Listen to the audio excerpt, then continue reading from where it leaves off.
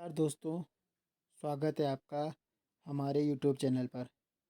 आज का जो हमारा टॉपिक है वो है आज वर्णमाला का पार्ट 2। इसमें हम व्यंजनों की बात करेंगे। इससे पहले वाले पार्ट में हमने वर्णमाला की बात की तथा स्वरों की बात कर ली थी। आज हम व्यंजनों की बात करेंगे। आई होप आपको ये वीडियो पसंद आए। अगर आपको वीडियो पसंद आती है तो प्लीज़ वीडियो को लाइक करें, शेयर करें और कमेंट करके बताएं आपको हमारी ये सीरीज़ कैसी लगी है। तो चलो आज की वीडियो को शुरू करते हैं। अभी तक हमने वर्णमाला की बात की थी। उसके अलावा हमने बात की थी कि लेखन के आधार पर वर्ण कितने थे, उच्चारण के आधार पर कितने होते हैं। फिर हमने कहा था वर्णों के दो प्रकार होते हैं, एक होता है स्वर, दूसरा होता है व्यंजन। फिर हमने स्वरों की बात की थी कि जिन वर्णों को उच्चारण स्वतंत्र पूर्व हो तो स्वर होते हैं। परंपरागत स्वर 13 होते हैं, उच्चारण के आधार पर 10 या फिर 11 होते हैं। फिर हमने स्वरों का वर्गीकरण किया था कि उत्पत्ति के आधार पर 3 होते हैं, उच्चारण के आधार पर, जीवा के आधार पर, ओंठ के आधार पर, मुख और गुहा के आधार पर। फिर हमने इनको डिटेल में बात किया था कि उत्पत्ति के आधार पर कौन होते हैं, मात्रा उच्चारण के आधार पर कौन होते हैं, जीवा के प्रयोग के आधार पर कौन होते हैं, ओंठों की आवृत्ति के आधार पर कौन होते हैं, मुख द्वार के आधार पर कौन होते हैं। फिर उसके अलावा हमने कुछ और बात की थी, जैसे हवा ना के आधार पर स्वर कितने होते हैं, घोषत्व के आधार पर हमने कौन बात की थी, फिर प्राणत्व के आधार में बात की थी। उसके बाद फिर हमने अयोग वाह की बात की थी। और आज का जो हमारा टॉपिक है वो है हमारा व्यंजन। अगर व्यंजनों की बात करें अगर हम व्यंजनों की बात करें तो व्यंजन क्या होते हैं?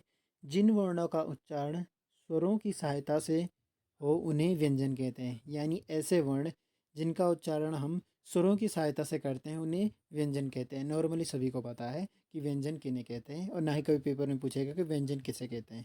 हमसे क्या पूछा जा सकता है कि परंपरागत व्यंजनों की संख्या कितनी होती है।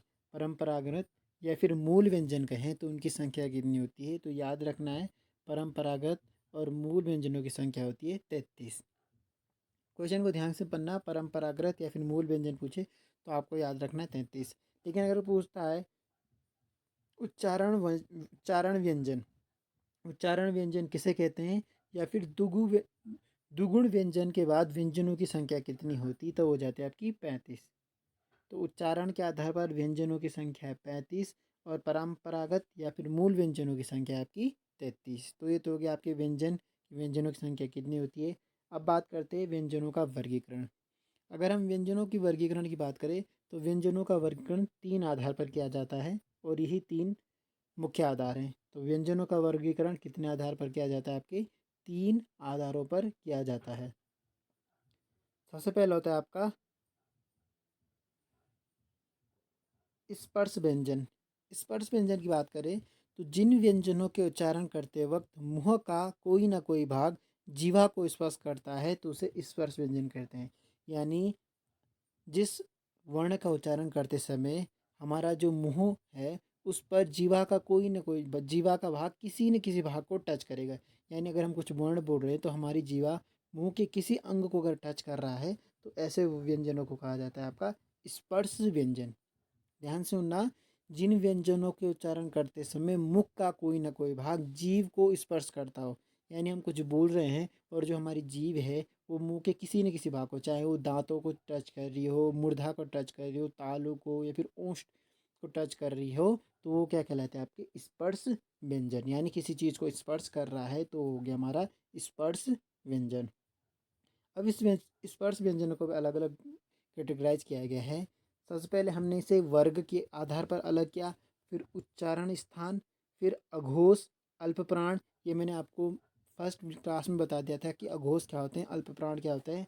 दूसरा होता है आपका अघोष महाप्राण, तीसरा होता है आपका सघोष अल्पप्राण, सघोष महाप्राण, फिर सघोष अल्पप्राण, नासिक्य। देखो इसमें नासिक क्या आते हैं? नासिक यानी जिनके उच्चारण में नाक का प्रयोग होता है। तो पहला होता है आपका का वर्ण। जितने भी का वर्ण होते हैं उनका उच्चारण स्थान होता है कंठ। ध्यान रखना, का वर्ण का उच्चारण स्थान होता है कंठ। यानी अगर हम का वर्ण का प्रयोग करते हैं तो हमारे गले में कुछ कंपन या फिर कुछ उच्चारण आता है तो इन्हें कहा जाता है कंठ। तो का वर्ण का उच्चारण स्थान होता है आपका कंठ। वहीं का वर्ण में जैसे आपके का ख ग घ ङ आते हैं, तो इन ये भी ध्यान रखना कि का क्या है आपका। तो जो का है आपका वो है आपका अघोष अल्पप्राण। उसी प्रकार से खा है आपका अघोष महाप्राण। ग है आपका सघोष अल्प प्राण। घ है आपका सघोष महाप्राण। ण है आपका सघोष अल्प प्राण नासिक्य। तो ये भी ध्यान रखना, क ख ग घ किस में आते हैं, सघोष अल्प प्राण में, अघोष अल्प प्राण में। तो सबसे पहले ध्यान रखना, पहले आपके अघोष अघोष, शुरू में अघोष अघोष है, फिर लास्ट के 3 सघोष सघोष है। तो यानी पहले आ आता है तो शुरू के 2 हैं अघोष अघोष, फिर एंड के सब है सघोष सघोष। उसके बाद अगर अल्प प्राण महाप्राण में देखो, पहले आ आता है अल्प प्राण, फिर म आता है महाप्राण, फिर अल्प प्राण, फिर महाप्राण, फिर अल्प प्राण। ऐसे याद कर सकते हो आप कि पहले आपका आ आता है, फिर म आता है, फिर अ, फिर म, फिर अ। अल्पप्राण महाप्राण अल्पप्राण महाप्राण अल्पप्राण। और सघोष में पहले पहले के 2 अघोष अघोष, क्योंकि आ पहला आता है, और बाद के 3 सघोष सघोष। तो ऐसे भी आप याद रखते हो। तो ये ध्यान रखना, पहला का वर्ण आपका कंठ होता है, और कौन सा वर्ण किस में आता है वो भी ध्यान रखना। दूसरा होता है आपका चावर, और चावर का उच्चारण ऐसा होता है तालु। चावर का उच्चारण ऐसा होता है तालु। जैसे च अगर पूछे नॉर्मली च को पूछे, च के आपका अघोष अल्पप्राण, छ के आपका अघोष महाप्राण, वैसे ही आके भी आपके ऐसे ही ध्यान रखने। तीसरा होता है आपका टा वर्ण। टा वर्ण की बात करें तो इसका उच्चारण स्थान होता है मूर्धन्य। टा वर्ण का उच्चारण स्थान होता है मूर्धन्य। और इसमें भी आपको ध्यान रखना, टा हो गया आपका अघोष अल्पप्राण, ठा हो गया आपका अघोष महाप्राण। इसी प्रकार से आगे भी आपको ध्यान रखना है। तीसरा होता है आपका ता वर्ण। ता वर्ण का जो उच्चारण स्थान है आपका दंत। जैसे आप ता बोलोगे, आप बोलो ता थ द ध न। जितने भी आप ता वर्ग के शब्द बोलोगे तो सभी को बोलने समय जो हमारी जीभ है वो आप कहीं ना कहीं देखोगे कि दांतों से कहीं ना कहीं टच हो रही है। चाहे आप ता बोलो, ता था द ध न, सब क्या हो रही है, दांतों को, ये जो जीभ है दांतों को टच हो रही है। तो ये इसलिए हमारा क्या है दंत, इनका उच्चारण स्थान हो गया दंत। और ता का आपका हो गया आपका अघोष अल्पप्राण, था का हो गया आपका अघोष महाप्राण। उसी प्रकार से आगे भी आप देख लेना। अगला आपका पा वर्ग। पा वर्ग का उच्चारण स्थान है आपका ओष्ठ। यानी अगर आप पा वर्ग के कोई भी वर्ण हो, चाहे वो पा फ ब भ म, इनको किसी को बोलोगे तो इनके उच्चारण करते समय हमारे जो ओंठ हैं वो आपस में क्या हो रहे हैं, टच हो रहे हैं। बिना आपस में टच करे आप प फ ब भ नहीं बोल पाओगे। तो ये इसलिए इनका उच्चारण स्थान क्या हो गया, ओष्ठ हो गया। पा फ ब भ म, आप खुद देख के ही, खुद बोल के ही देख सकते हो कि इनका उच्चारण कहाँ हो रहा है। आराम से बोलेंगे पा फा, तो आपको साफ दिख रहा है कि होंठ जो है आपस में टच हो रहे हैं, आपस में स्पर्श हो रहे हैं। और पा का हो गया आपका अघोष अल्पप्राण, फा का हो गया अघोष महाप्राण। उसी प्रकार से आगे अगर हम बात करें तो ये जितने भी स्पर्श व्यंजन हैं इनकी जो टोटल संख्या है वो होती है 25। तो ये भी ध्यान रखना, स्पर्श व्यंजनों की कुल संख्या कितनी होती है, 25 होती है। और ये सभी क्या होते हैं, वर्ग में विभाजित है। जैसे का वर्ग, चा वर्ग, टा वर्ग, ता वर्ग और पा वर्ग। तो ध्यान रखना, कुल संख्या कितनी है स्पर्श व्यंजनों की, 25। और इन्हें वर्गों में बांटा गया है। वर्गों में बांटे होने के कारण इसे वर्गीकीय व्यंजन भी कहते हैं। तो ये भी ध्यान रखना, वर्गीय व्यंजन किसे कहते हैं, स्पर्श व्यंजन को ही वर्गीय व्यंजन कहते हैं। क्यों कहते हैं, क्योंकि इन्हें वर्गों में बांटा गया है। तो ये तो हो गया हमारा पहला स्पर्श व्यंजन। दूसरा होता है आपका, वो होता है आपका अंतस्थ व्यंजन। अंतस्थ व्यंजन यानी जिन वर्णों के उच्चारण करते वक्त ध्वनि सीधे अंदर से बाहर निकले उसे कहते हैं अंतस्थ व्यंजन। यानी इन व्यंजनों का जब हम उच्चारण करेंगे तो जो हमारी ध्वनि यानी है, जो हमारा हवा होगी वो पूरे पेट से बाहर निकले, यानी हमें पूरे पेट पर जोर देना पड़ेगा, उससे इन व्यंजनों का उच्चारण होगा। इसलिए इन्हें कहते हैं अंतस्थ व्यंजन। इसके एग्जाम्पल है, अंतस्थ व्यंजन मुख्यतः 4 होते हैं। यानी अंतस्थ व्यंजनों की संख्या कितनी होती है, 4। ये भी आपको ध्यान रखना है। इसमें है आपका य, र, ल, व। ये सब क्या है आपके अंतस्थ व्यंजन। य, र, ल, व सब क्या है, अंतस्थ व्यंजन। य का जो उच्चारण स्थान है वो है आपका तालु। र का उच्चारण स्थान है वतस्य। वतस्य यानी दंत मूल और मसूड़ा। वतस्य मतलब क्या होता है, दंत मूल और मसूड़ा। ल का उच्चारण स्थान भी वतस्य ही है। व का उच्चारण स्थान है ओंटो, दंतोष्ट।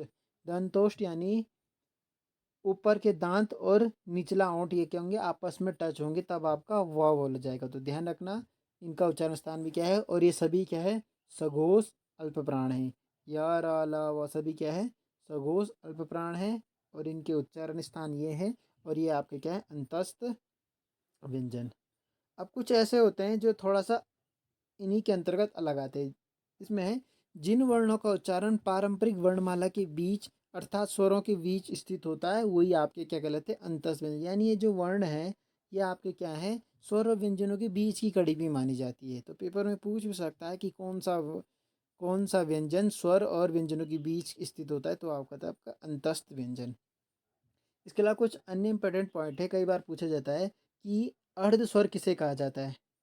आपको स्वर तो पता है क्या क्या है, लेकिन अगर पूछे कि अर्ध स्वर क्या होता है तो यह और वह, यह और वो क्या है आपका अर्ध स्वर है। यह और वह अर्ध स्वर है। पेपर में इस प्रकार से पूछा जाता है कि निम्नलिखित में से कौन सा अर्ध स्वर है। निम्नलिखित में से कौन सा अर्ध स्वर है, तो आप ध्यान रखना यह और वो क्या आपके अर्ध स्वर है।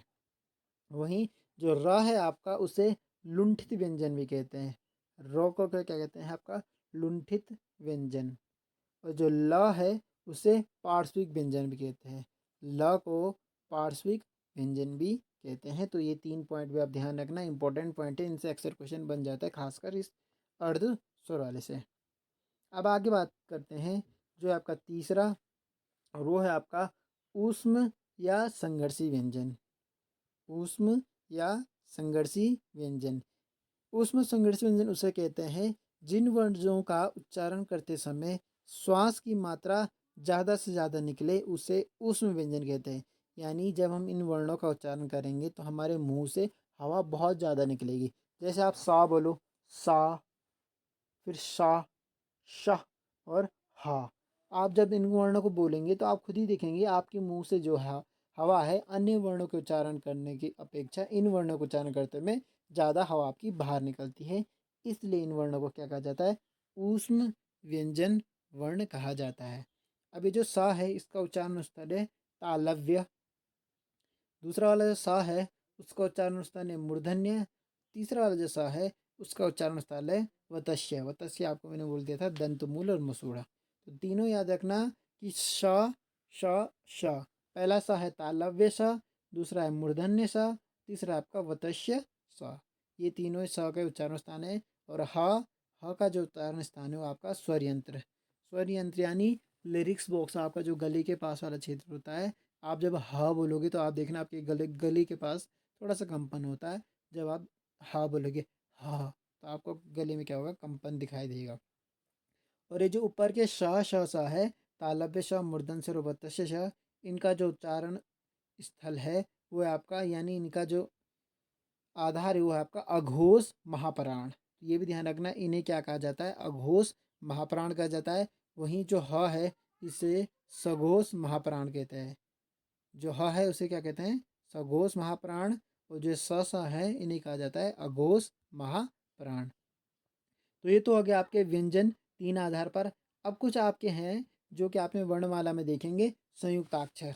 इनसे कई बार क्वेश्चन बन जाता है कि छ किन 2 शब्दों से मिलकर बना होता है, त्र किन 2 शब्दों से मिला होता है। तो ये होते हैं आपके संयुक्ताक्षर, यानी जिन वर्णों का जन्म 2 व्यंजनों की योग से हुआ हो उन्हें संयुक्त व्यंजन कहते हैं, या फिर इन्हें संयुक्ताक्षर भी कहते हैं। और ये 4 प्रकार के होते हैं।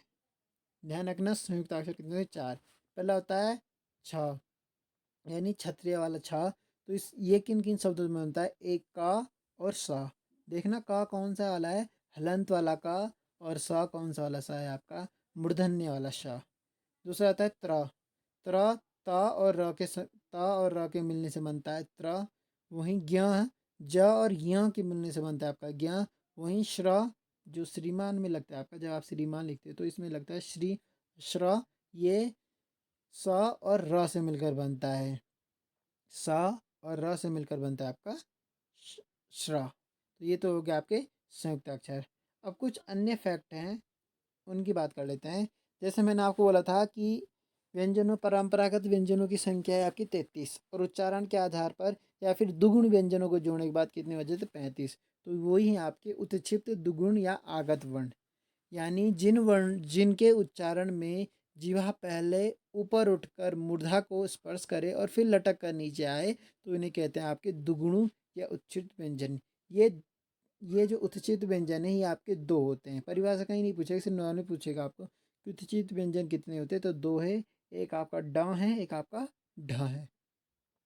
और इन्हें विकसित व्यंजन भी कहते हैं। ड और ढ को भी विकसित व्यंजन भी कहते हैं। और इनका जो उच्चारण स्थान है, जो ड है उसका है मूर्धन्य सघोष अल्पप्राण, और ढ का है मूर्धन्य सघोष महाप्राण। तो ये भी ध्यान रखना, इनका उच्चारण स्थान क्या है और इन्हें क्या क्या कहा जाता है।